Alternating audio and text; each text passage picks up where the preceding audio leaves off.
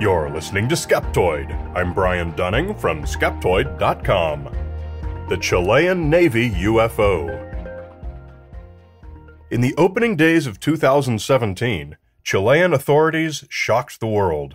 They released 10 minutes of video taken from one of their Navy helicopters in November 2014 as it tracked a seemingly inexplicable object in the sky.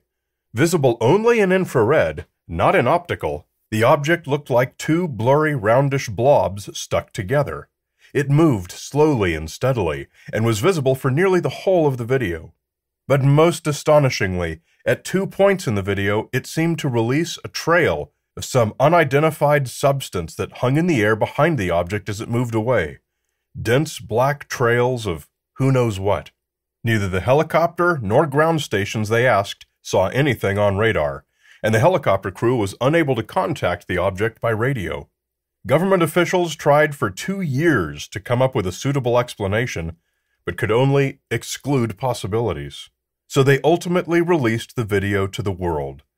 Did the Chilean Navy UFO of 2014 finally constitute proof of alien visitation? The helicopter was a Eurocopter AS-532 Cougar, just delivered to the Navy earlier that same year.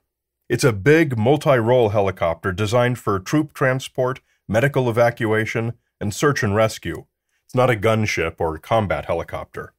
And on that day, November 11th, 2014, the Cougar was following a fairly boring training routine, flying generally north up the coastline west of Santiago. Just before 2 p.m. was when the observer first spotted the object on the infrared camera. They estimated it was traveling west-northwest and was some 35 to 40 miles away, though they had no instrument readings on it. They contacted local airports, who also reported no radar contact with anything in the area. The pilot also tried to directly hail the object on the radio, but received no reply. And then came those mysterious ejections of vaporous matter. For several seconds, the thick black trail was evidently extruded where it hung unmoving in the sky. The observer switched back and forth from infrared to optical, but whatever it was either invisible or was the same color as the clouds in the background. Finally, the video ended, leaving the crew with lots of questions and no answers. And so the story broke on January 5th, 2017, in a self-uploaded section on the Huffington Post website, back when they had a section for members of the public to publish their own material. It was written by longtime UFO author Leslie Kane. Her article concluded that no known phenomenon could account for either the black discharge or for the craft to be invisible to radar while being so clearly visible on infrared for so long. She included a quote from the director of the Chilean government's CEFAA committee, the Committee for Study of Anomalous Aerial Phenomena, the group in charge of investigating UFO reports. The great majority of committee members agreed to call the subject in question a UAP, unidentified aerial phenomenon, due to the number of highly researched reasons that it was unanimously agreed could not explain it. So let's move ahead, but not too far, only 5 days in fact. 5 days after Kane's article announced the case was unexplainable, the internet had a thoroughly evidenced explanation. Working mainly through the Metabunk website, knowledgeable amateurs had collected the following. 1. The timestamps and GPS track of the helicopter taken from the video, giving an exact log of its time, speed, and position throughout its mission on that day. 2. Interpretations of all the other data shown on the video recorded by the infrared camera, including timestamps, plus the camera's mode, direction, and zoom level. And perhaps most significantly, 3.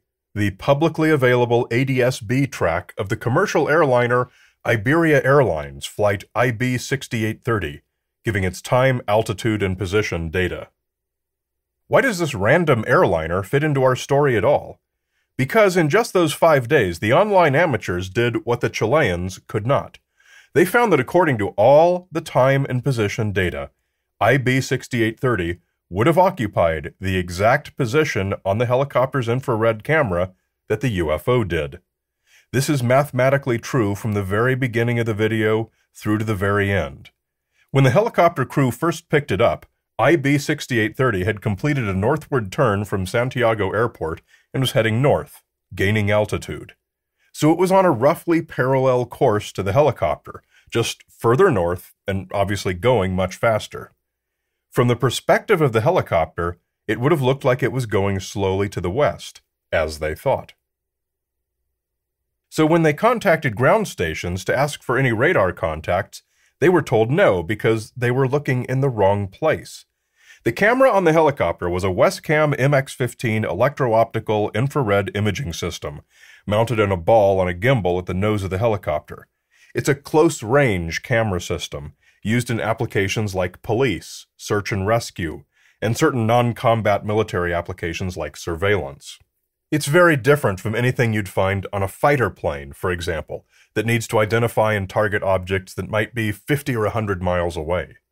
It's not a radar and provided no useful positioning data on the UFO. The pilots were estimating the distance, and they estimated way short. Without triangulating data, there's no way any human observer can reliably judge the distance of an object in the sky. That's a limitation imposed by geography, and no amount of training can circumvent the laws of geometry. So they were told there's nothing on radar because they were looking in the wrong place. IB 6830 was an Airbus A340, a four-engined plane, with a group of two engines on one wing and two on the other. To a low-resolution camera like the MX-15, these two groups of hotspots look like two blobs from behind, from far enough away. An exact match for what's shown on the video. It's an illusion that would be familiar to anyone used to looking at airplanes on infrared. But incredibly, Leslie Kane's article includes a quote from a spokesperson from CEFAA that says it was the first time they'd ever dealt with infrared video. The pilot's attempt to hail the UFO received no response because of standard procedures. If you want to address an airliner, you need to address them by their flight number, or at least have some pretty darn specific identifying information like their correct position. If you don't, or if the position you describe is as far wrong as their estimate was, they're not going to respond, nor should they. What about those black clouds extruded by the UFO? Although Leslie Kane made a valiant effort to claim they were unexplainable and couldn't possibly be contrails, this is trivially disproven by the entire history of looking at aircraft through infrared. Contrails look exactly like that. They show up the same black color as warm, dense clouds. This is why they were invisible against the cloudy background when the operator switched the camera to optical. Fuel-burning aircraft produce water vapor in about the same volume as fuel they burn, and if the ambient temperature and humidity are right, that water vapor quickly condenses into a persistent cloud. Atmospheric conditions are never homogeneous. There are pockets of warm air and cool air, high humidity and low humidity. If conditions are right on the edge, contrails stop and start as the aircraft flies through the various bubbles. This is visible in countless videos of planes leaving contrails that you can watch online, and it's exactly what the helicopter crew witnessed. So really, the interesting subject here today has got less to do with the event itself, and everything to do with why the Chilean committee couldn't figure this out for themselves in 2 years of trying. It would seem inexcusable for people in their position to be so unfamiliar with common infrared signatures generated by everyday airplanes that they wouldn't have recognized them instantly. And all the confirming data available to the internet amateurs was certainly available to the CEFAA as well. From my own experience, much of the answer to why couldn't the CEFAA figure this out is hinted by a single fact: that they chose to make the video public by giving it to UFO author Leslie Kane rather than to a well-known and respected newspaper or TV network. Leslie Kane is a career UFO advocate and a firm believer in alien visitation. You may recognize her name because later that same year, in December 2017, she was a co-author of the infamous New York Times story that supposedly, quote, broke the news, of the U.S. Navy's ATIP program that revealed the 3 famous Navy UFO videos. See episode number 788. Well, we now know that she was, in fact, a close longtime associate of the people who were behind the entire Navy UFO mythology. That she was the person the CEFA was in touch with tells us a lot about the committee members. My long experience with such groups suggests to me that these were almost certainly ufologists first and civil servants second. Well, let's see what their history tells us. According to the CEFAA's website, they trace their lineage back to members of the Chilean Commission for the Study of Unidentified Space Phenomena, a purely civilian amateur UFO group going back some 50 years and based in Santiago. They were friends, like-minded guys who liked to meet and talk about aliens and UFOs, very much like the amateur UFO groups we have in the United States and all around the world. Their director was Sergio Bravo Flores, a local airport meteorologist, who got into it originally because his was the phone number people called when they wanted to report a UFO to someone. After a few relatively high-profile UFO cases happened in Chile in the 1990s, another UFO enthusiast, one who happened to be an Air Force officer, lobbied the Commander-in-Chief to create the CEFAA as part of the DGAC, the Civil Aeronautics General Administration. It's a small group of ufologists, less than a dozen, and it's not clear if it's a volunteer organization or what, as they're all listed along with their actual professions, things as disparate as medical doctors and law enforcement. Ufologists are represented by the same cross-sections of society as other groups. So the mystery of why the internet figured this out in 5 days, when the Chilean government couldn't in 2 years, looks a little less mysterious.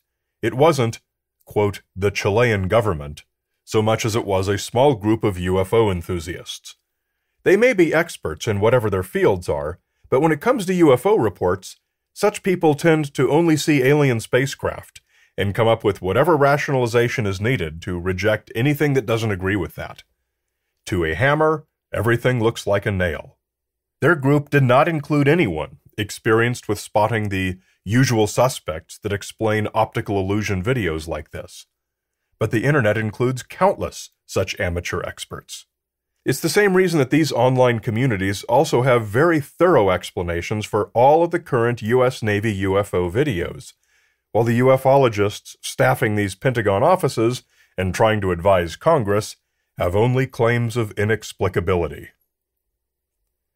Mick West, who runs the Metabunk website, wrote up an analysis of how this all went so wrong for Chile and so right for internet crowdsourcers, and published it for Skeptical Inquirer magazine, later in 2017, and included other examples of large communities quickly solving puzzles that small numbers of experts in the wrong fields could not.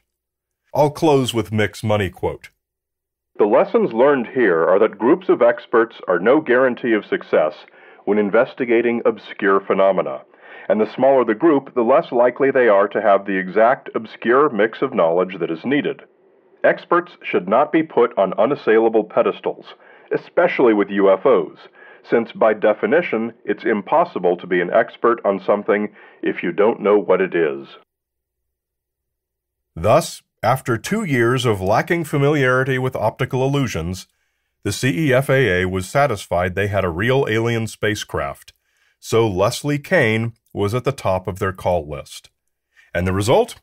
Once again, the media had a field day with it, and the general public once again had an ignorance-based explanation reinforced instead of an informed one.